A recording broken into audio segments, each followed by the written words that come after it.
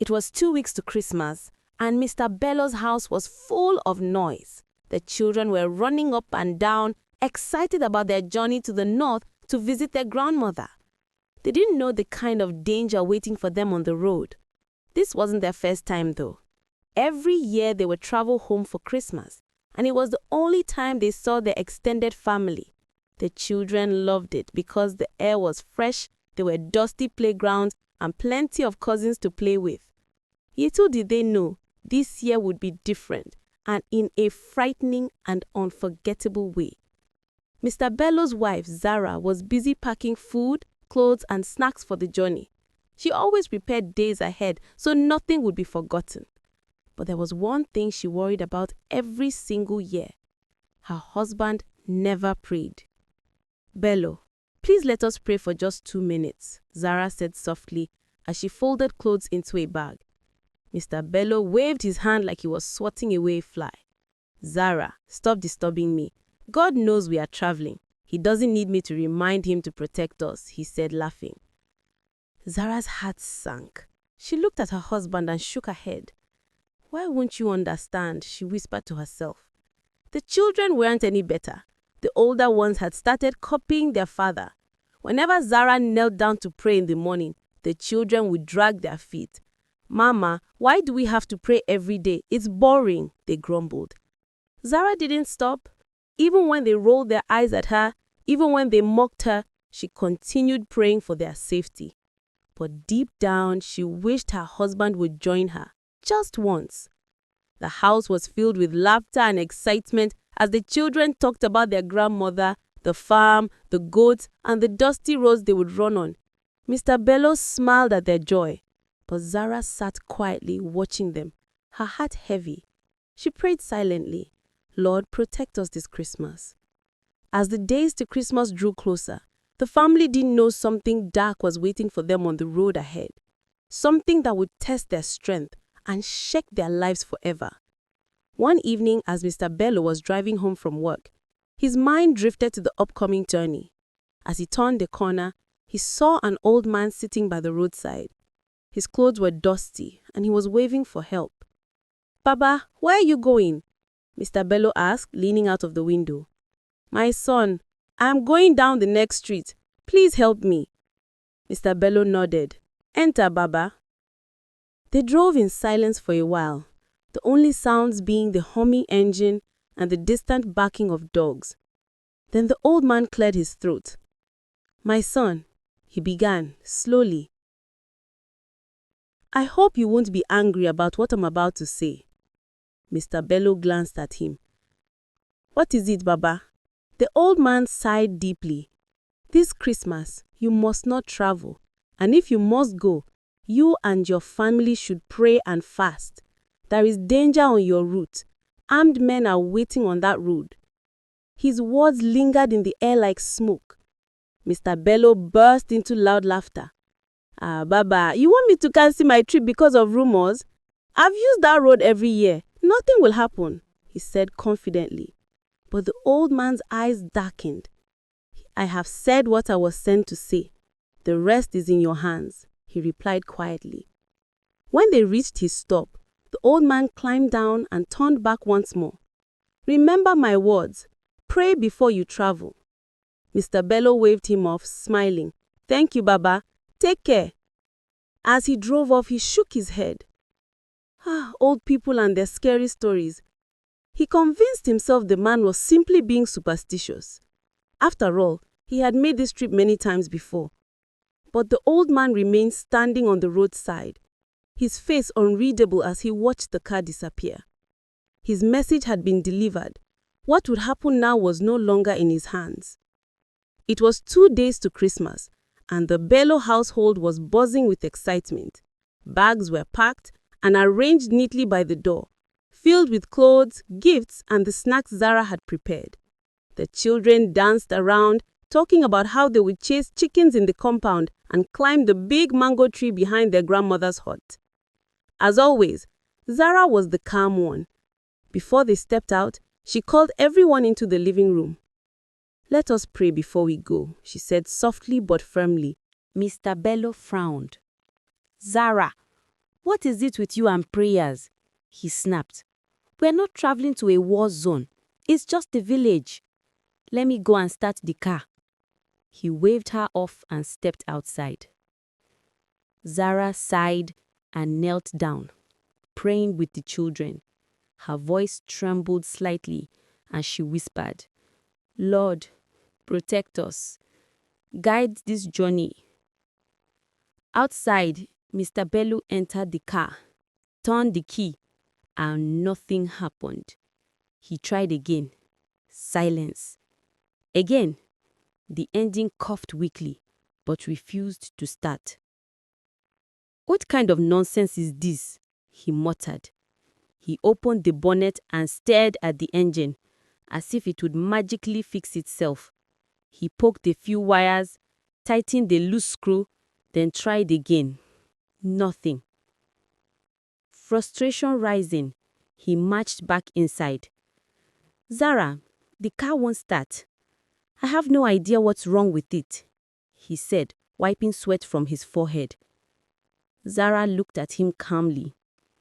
"Maybe God doesn't want us to go," she said quietly. Mr. Bellow's eyes widened in annoyance. "Stop saying that. What does God have to do with a car engine? I'm calling the mechanic." The mechanic arrived quickly, his toolbox clanging. He bent under the bonnet, touched a few things, frowned, and finally stood up. "Oga, this engine don't knock. E no fit move until we repair am well," he announced. Mr. Bellow's mouth dropped open. "Knocked? How? I drove this car yesterday. There was nothing wrong with it." The mechanic shrugged. "Oga, sometimes these things just happen. This one passed my hand." Zara exhaled softly. "God knows why," she whispered. Mr. Bello threw his hands up. "God knows why," he mimicked. "So what now? Are we going to cancel Christmas?" Zara didn't reply. She simply watched him as he paced back and forth like a trapped lion. After several minutes, he clapped his hands decisively. "We will go to the park and take a commercial bus. It's not comfortable, but we will reach the village." Zara frowned. "Maybe we shouldn't go at all," she said gently. "Zara, don't start again," he snapped. "I've made up my mind." And with that, the matter was settled. The family repacked their bags for the bus. The children remained excited, their little hearts untouched by the uneasiness hanging in the air. Zara, however, felt the familiar tightness in her chest and whispered silently, "Lord, take control." But what the Bellows didn't know was that danger had already begun to move. In a remote part of the north, where dry wind carried dust and whispers, a different kind of trouble was brewing. Far away, in a hidden camp deep in the bush, the leader of a bandit group, known only as Malam Goro, sat sharpening his knife. The sound of metal scraping filled the air. His eyes were cold, his face hardened by years of violence. His men surrounded him, armed with rifles and machetes. Beside him sat a younger bandit, breathing heavily. "Malam," he said cautiously, "our informant says travelers will be plenty this Christmas. The road will be full." Malam Goro's lips curled into a slow smile. "Good. More people, more money," he hissed. "This year, we will not miss a single vehicle." The men nodded eagerly. They had already chosen their spot. A lonely stretch of road where thick bushes hugged both sides and no network connection could reach. There, they planned to strike. Meanwhile, at the Bellow home, Zara felt a strange chill run down her spine. She pressed her hand against her chest and breathed a quiet prayer. The journey ahead had already begun to shift, but no one in the family knew how deeply their fate was being shaped. Before dawn the next morning, Mr. Bello and his family arrived at the motor park. The place was buzzing with travelers rushing to catch early buses, vendors shouting as they sold bread, boiled eggs, sachet water, roasted corn, and groundnuts.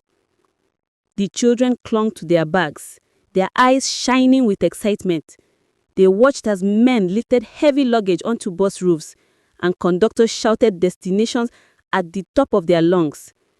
Mr. Bello held the ticket tightly and led his family towards a bus that was almost full. It wasn't as comfortable as their car, but it would take them to their grandmother's village. As they settled in, Zara stood up quietly and looked around at the other passengers. "Please," she said softly, "let us pray before the journey begins." Some passengers nodded and closed their eyes. Others sighed and whispered under their breath. Mr. Bello's face burned with embarrassment. "Zara, sit down," he hissed. "You are embarrassing me. This is a bus, not church." But Zara didn't listen. She closed her eyes and prayed firmly. "Lord, protect us on this journey. Cover this bus and everyone inside." "Amen," some passengers murmured reluctantly. Others rolled their eyes. Mr. Bello shook his head. "She will never change," he muttered. Soon, the bus roared to life and pulled out of the park. The city slowly faded behind them. The children laughed and pointed at roadside stalls, goats running across the road, and motorcycles speeding past. The air grew fresher as the bus moved farther from the city. Mr. Bello leaned against the window. The gentle sway of the bus made him doze off.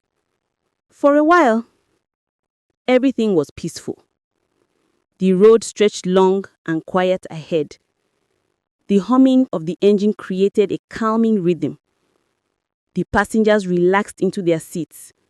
But as the journey reached its midpoint, something changed. Suddenly, the driver's panicked voice shattered the calm. "Driver, stop!" a man shouted. "There are trees blocking the road." Passengers jerked awake. The driver squinted ahead. A pile of freshly cut logs lay across the road, arranged deliberately. Before he could say anything, figures emerged from the bushes. Men in dark clothes, faces covered, guns raised. Bandits. The passengers screamed. A baby began to wail.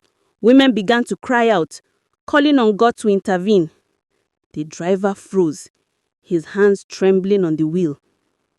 Zara grabbed her children and held them close, whispering prayers under her shaky breath. Mr. Bello stared with wide eyes, his heart thudding like a drum. The bandits surrounded the bus like wolves closing in on a prey. One of them fired a warning shot into the air. Silence fell instantly. "Everybody, calm down," the leader roared, his voice booming through the road. "Move! Move!" Passengers stumbled out, crying, shaking, raising their hands. The Bello children clung to their mother's clothes, trembling. Mr. Bello stepped out, his legs weak, trying to shield his family. The leader pointed his gun directly at him. "You, bring your family here," he ordered. Zara's breath hitched. Fear gripped their hearts like a cold hand. The bandits forced everyone to kneel by the roadside. Some begged, some fainted, some prayed loudly, calling on God to intervene. "Where is your money? Where are your phones? Bring everything out."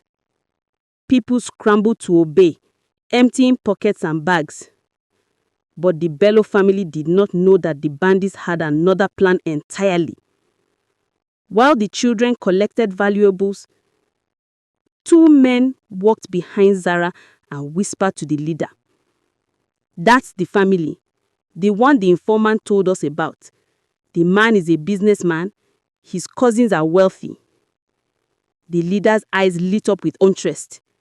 He stepped forward, examining the Bello family like a predator choosing its prey. "Yes," he said slowly.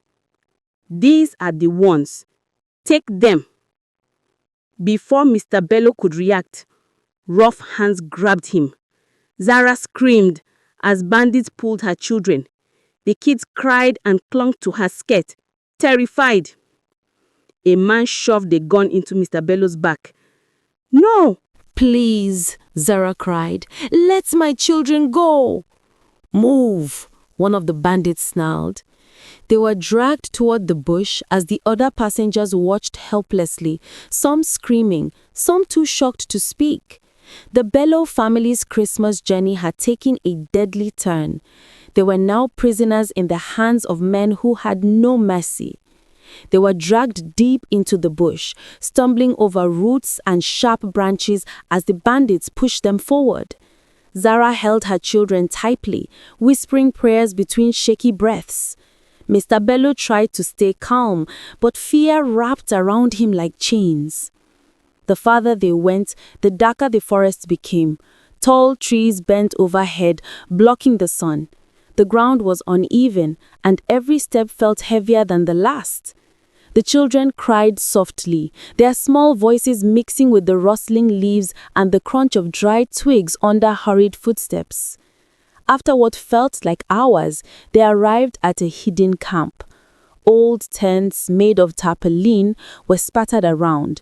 There were wooden crates, smoky cooking pots, rusty guns leaning against tree trunks, and a large fire pit at the center. Men sat on logs sharpening knives, cleaning rifles, or smoking silently. The air smelt of gunpowder and sweat. The leader, Malom Goro, stepped forward and looked at the Bello family from head to toe. "Welcome," he said, with a cold smile. "You will stay with us until your people pay." Zara felt her knees weaken. "Pay?" she whispered. We don't have money." Malongoro laughed a deep, chilling laugh. "You don't have. Your husband's brothers in the city have. Your cousins have. Your in-laws have. Someone will pay, even if it takes days." He nodded at his men. "Lock them up." Two bandits dragged the Bello family toward a small hut made of sticks and old zinc sheets. The door was nothing more than a wooden plank tied with rope. Inside, the shack smelt of dust and damp earth. Cobwebs clung to the ceiling. There was nothing but the bare floor. The bandits pushed them inside and tied the door from outside. Darkness swallowed them. The children cried louder now, clinging to Zara.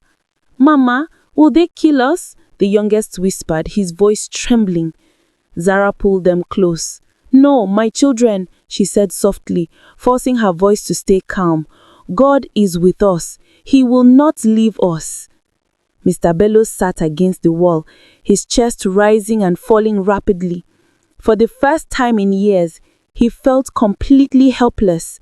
Memories of Zara's prayers, his mocking laughter, and the old man's warning replayed in his mind like a haunting echo. He covered his face with his hands. "What have I done?" he whispered. Night fell slowly. The forest outside came alive with the cries of insects and distant howls. The Bellows remained huddled together in the darkness, counting every heartbeat. Hours later, footsteps approached. The door opened. A young bandit stepped in, holding a dim lantern. His face was partially uncovered, and his eyes avoided theirs. "You," he said quietly, pointing at Mr. Bello. "Boss wants to talk to you." Zara grabbed her husband's hand. "Please, don't go." The bandit hesitated. Somewhere beneath his hardened face, a small flicker of pity appeared. "He won't hurt you," he whispered. Not yet. Mr. Bellow swallowed hard and stood up. He followed the bandit out into the night, his heart pounding with every step. Malongoro sat by the fire, chewing roasted maize. He motioned for Mr. Bello to sit. Your people will pay 5 million naira, he said casually, as if discussing the price of tomatoes. You have until tomorrow evening. 5 million? Mr. Bello gasped. We don't have that kind of money. Malongoro's eyes froze.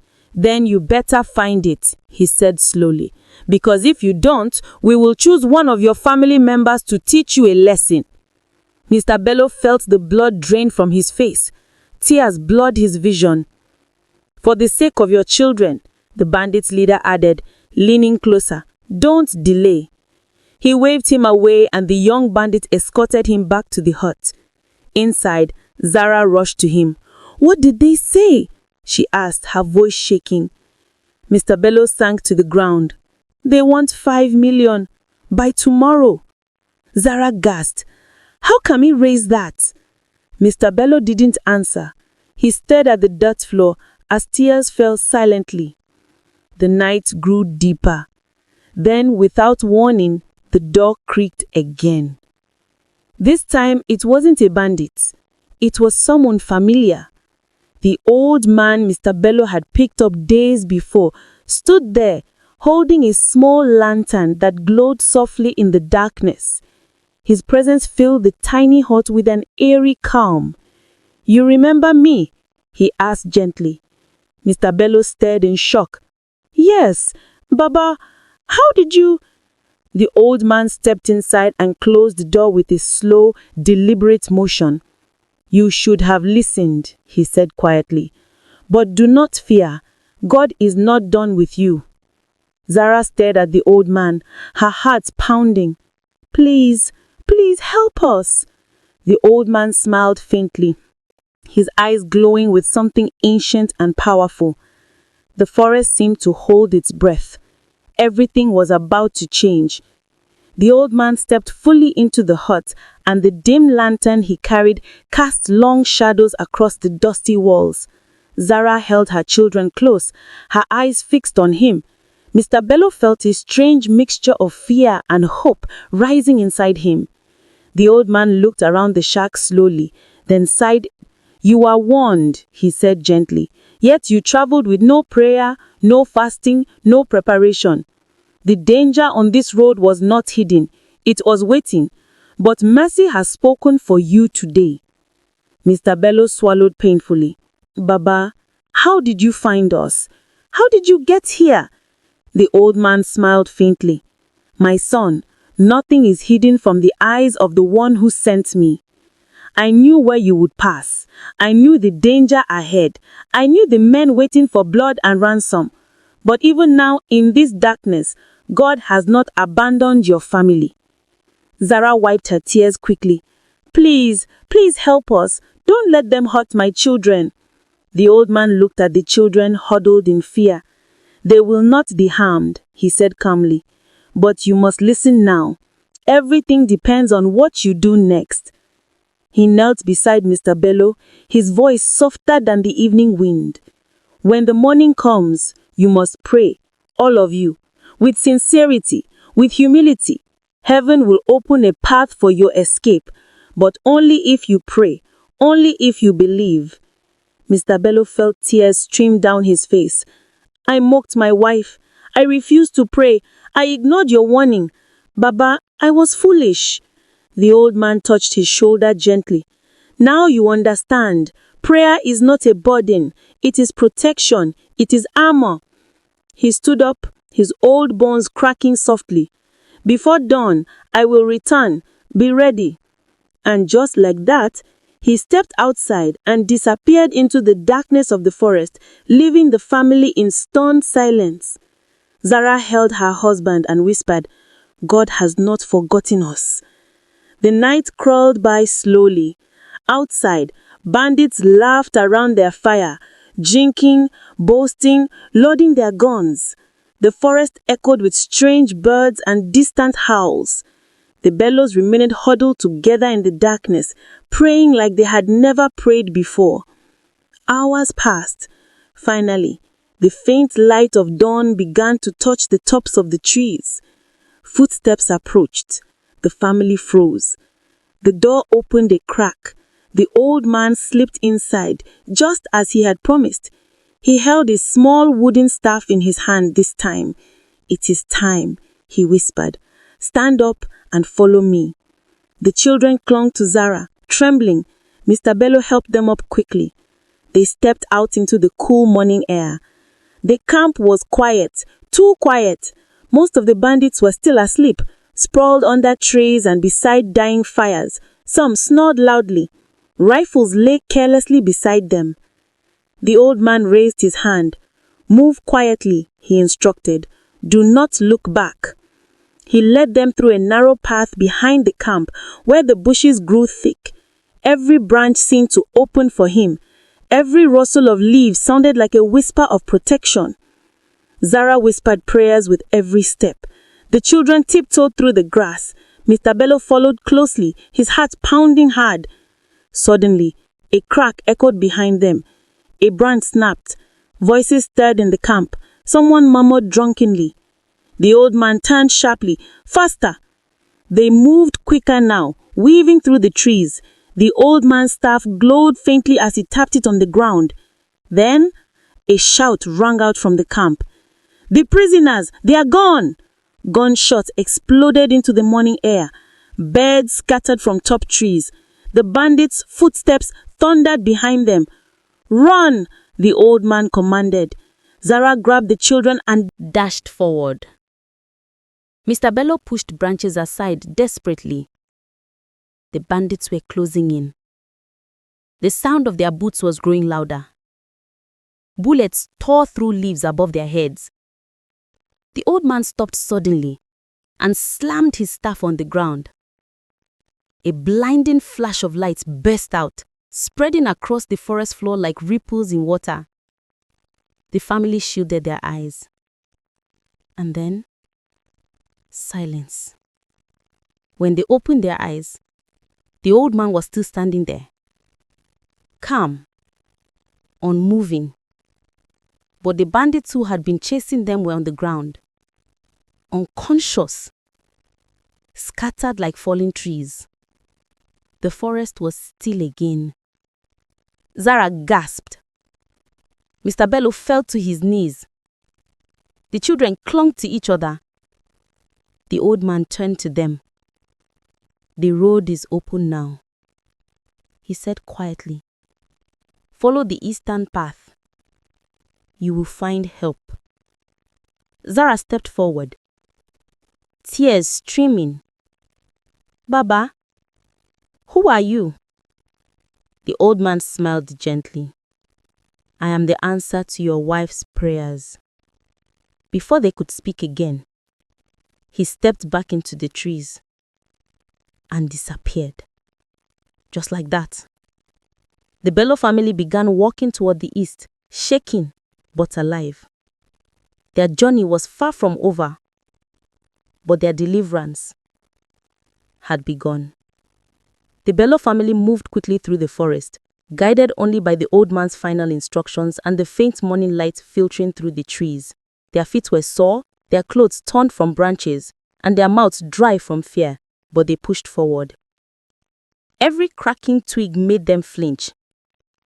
Every rustling leaf reminded them that the danger behind them was still real. Zara held the children close as they walked, whispering quiet prayers under her breath. Mr. Bello stayed behind them, watching their backs, glancing over his shoulder every few seconds. Although the bandits had been struck down, he knew they could wake up at any moment. The forest gradually thinned out. The trees weren't as dense now, and patches of sunlight fell on the ground. A warm breeze brushed past them, carrying with it the distant sound of voices. "Do you hear that?" Zara whispered. Mr. Bello nodded and motioned for the children to stay close. They moved quietly toward the sound. After a few minutes, the trees opened up to reveal a small clearing. In the center, stood a group of local vigilante officers dressed in brown uniforms holding rifles. Their motorcycles were parked beside them. They appeared to be preparing for patrol. Zara gasped with relief. "Help! Please help!" she cried, rushing forward. The vigilantes turned sharply, raising their weapons. "Stop! Right there!" But when they saw the frightened children, the bruises, and the desperation on their faces, their expressions softened. A tall officer stepped forward. "What happened to you?" he asked, his voice firm but gentle.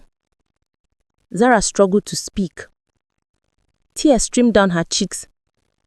"Bandits, they took us. We escaped. Please help us." The officer's frowns furrowed. "You escaped from bandits? Where?" Mr. Bello pointed toward the forest behind them. "In there. They're still inside. Many of them." The vigilante officers exchanged quick glances. One of them tapped his radio. "Call headquarters. Tell them we found survivors from a kidnapping and send backup immediately." Another officer stepped toward the family. "You're safe now. Sit down. Rest. You're in good hands." They guided the Bellow family to a shaded area and gave them water. The children drank greedily, their hands shaking. Zara cried quietly, wiping the dirt from their faces. Mr. Bello sat still and stared into the forest. Guilt and gratitude swelled inside him like a storm. Everything he had ignored, Zara's prayers, the old man's warning, the signs, now stood before him as undeniable truth. A few minutes later, the officer returned. "Help is coming. But tell me, how did you escape? Bandits rarely leave their prisoners alive." Zara looked at her husband. Mr. Bello lowered his head and whispered, "Someone helped us." The officer frowned. "Someone? Who?" Mr. Bello swallowed. "An old man. He warned me before the journey, and he appeared in the camp. He led us out." The officer stared at him for a long moment before he shook his head. "In this forest, at this hour, no one walks here alone. Bandits kill anyone they see." Zara stepped in. He was not an ordinary man. Before the officer could respond, another vigilante ran toward them. "Oga, come and see something." They all followed him to a shallow part of the forest path. On the ground were deep impressions, footprints of the Bellow family, footsteps of the bandits, and one set of footprints that ended suddenly. No continuation, no return path, no direction. Just gone. The officer stepped back slowly. "In all my years patrolling this forest," he whispered, "I have never seen footprints vanish." Zara held her children tighter. Mr. Bello stared in complete disbelief. A moment later, the sound of sirens echoed through the clearing. Police vans arrived, followed by armed reinforcements. The officers surrounded the Bellow family and helped them onto the back of a truck. As the truck began to move, Zara looked out into the forest. The trees swayed gently, as if bowing in quiet farewell. Mr. Bello reached for her hand. "For the rest of my life, I will never step out of this house without praying." Zara's eyes filled with tears, but this time, they were tears of gratitude. The officers escorted them out of the forest and down a dusty road toward the city. News of the rescue began spreading like wildfire. At the kidnapping site, police found the bandits unconscious, just as the old man had left them. Many officers searched for the mysterious figure described by the Bellows, but no trace of him was ever found. Not a footprint, not a cloth, not a shadow. Nothing. Later that day, the Bellow family was reunited with relatives at the station. Cries of relief filled the air. Reporters gathered, trying to understand how a family kidnapped by armed men had escaped without injury. Zara held her children close, whispering, "God saved us." Mr. Bello nodded, his voice thick with emotion, and he used a messenger we didn't deserve. From that day forward, the Bello family changed. Mr. Bello prayed every morning. He led devotions. He taught his children about faith and protection. He listened when his wife spoke. The road they had once traveled every Christmas was never used again. They chose safer routes, safer times, and most importantly, a safer attitude. Years later, the story of their kidnapping and miraculous escape became a tale told in churches, gatherings, and homes.